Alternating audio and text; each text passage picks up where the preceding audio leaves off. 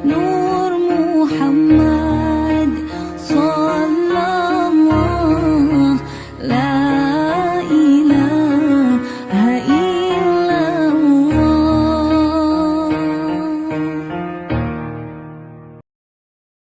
Masih ingat kisah orang yang suka baca kulhu? Dalam Sahih Bukhari, Kitabut Tauhid, bagian akhir kitab, jilid terakhir. Kitab saya masih kitab kuning jadul, nggak ada nomornya ya.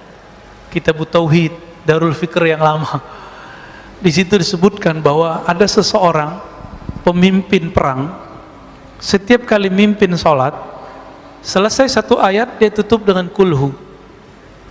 Bahkan beberapa rakaat itu cuma kulhu, kul huwallahu ahad, Allahus samad, sampai akhir. Akhirnya bikin yang di belakang bertanya-tanya, emang gak ada ayat lain? Kira-kira gitu ya. Kenapa sih ini orang bacanya ayatnya itu aja, Al-Ikhlas mulu.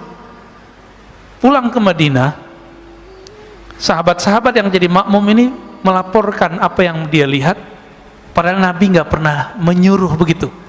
Ini artinya apa? Sahabat-sahabat itu menciptakan torikot-torikot ritual untuk dirinya. Ini dalil bahwa boleh seorang alim meramu dari dalil-dalil yang ada suatu amalan yang kemudian dia disiplinkan dan dia ajarkan kepada orang, disebut torikoh. Ini dalilnya. Apa kata Nabi? Coba tanya si fulan itu, kamu gak usah tuduh dia, tanya dia kenapa dia buat begitu. Jadi kita kalau ngikutin sunnah Nabi ini, kita nggak boleh ngejek orang ngamalin apa aja, nggak boleh ngejek. Kita konfirmasi, tabayun namanya. Kenapa sih kamu ngamalin ini? Sama orang yasinan kita tanya, kenapa kamu baca yasin? Ya. Sama orang ziarah beliau,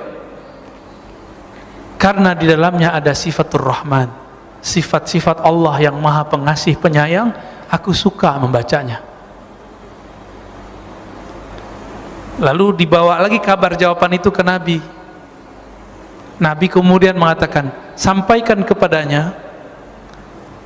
Nabi padahal secara wahyu sudah tahu, tapi konfirmasi itu wajib.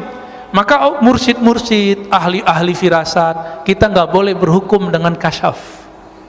Kita bolehnya berhukum kalau sudah konfirmasi. Nggak boleh berhukum Pak dengan ilham, nggak boleh. Dia harus berhukum dengan hasil konfirmasi. Walaupun antum sakti mandraguna, ya, nanti banyak salah. Tak kayak zaman pilpres kemarin lagi, ya. Ya. Banyak kan ilham-ilham muncul, tapi salah terjemah semua. Ilhamnya benar, terjemahannya salah. Ya. Apa kata Nabi? Sampaikan kepadanya, sesungguhnya Allah yang Maha Rahman mencintainya. Jadi supaya Bapak mulia di sisi Allah, maka rutinkan baca kulhu Pak. Bapak sudah pensiun Pak ya? Sudah? Belum? Belum? Ya udah, musim libur Sabtu Minggu dan WFH, jangan kurang baca kulhu setiap sholat. Itu salah satu amalan Rasul sallallahu alaihi wasallam. Dalam hadis ini jarang diketahui orang. Nabi itu habis sholat nggak hanya subhanallah 33, alhamdulillah 33. Nabi itu setelah sholat kadang-kadang beliau menambahkan kulhu, kul a'udzu birabbil nas. Kalau bisa 11 Pak habis sholat. Ini hari Sabtu nih ya, hari Sabtu. Bisa nggak ngamalin ba'da sholat 5 waktu 11?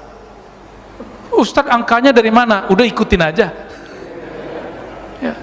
11 itu menunjukkan banyak, diulang-ulang nggak? Seperti sahabat itu ngulang-ulang, kita ulang kisah itu kembali. Ini torikot, namanya torikot Al-Ikhlas. Sanadnya langsung ke Imam Bukhari.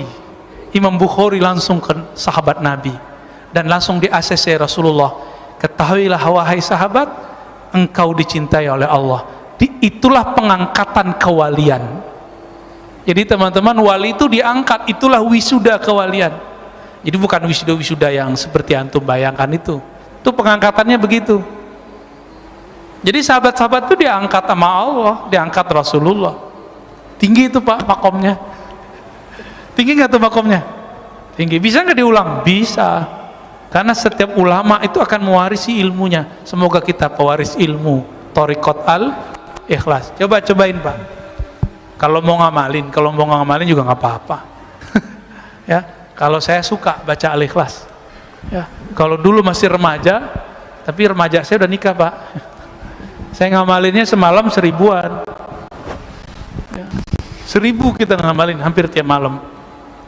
Nah, sekarang karena sok sibuk, nggak ngerjain sebanyak itu. Tapi tetap kita